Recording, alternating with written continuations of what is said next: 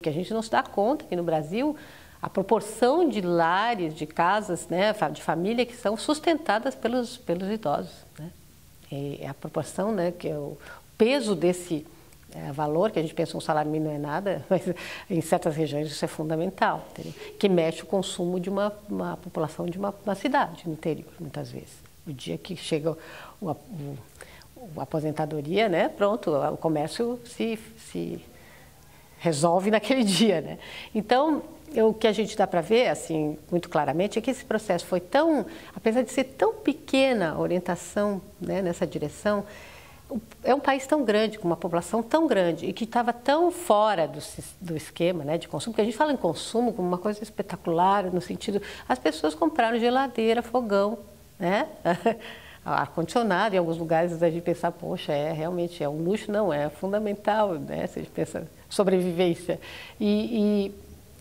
Bom, carro, etc. Bom, foram opções que foram feitas já atrás, qual é a forma de transporte que a gente está sofrendo agora, mas não é por causa dessa população que está entrando, é porque esse foi a escolha já feita há muito tempo, né? A ênfase no transporte individual e não no transporte público. Então, por aí a gente pode ver assim, que tem certas configurações que já estão dadas, vamos dizer que para mudar vai ser muito difícil, a gente está sofrendo as consequências delas e os limites, os gargalos.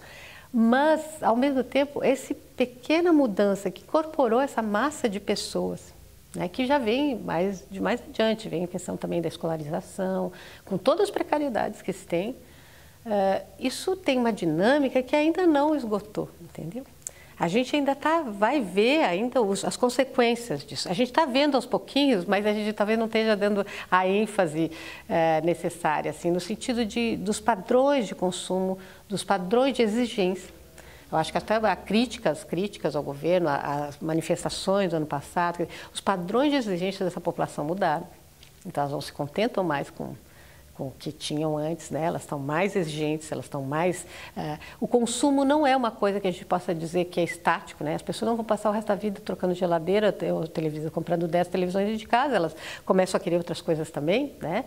Então a gente vê o crescimento de certas atividades, por exemplo, o lazer, o turismo, né?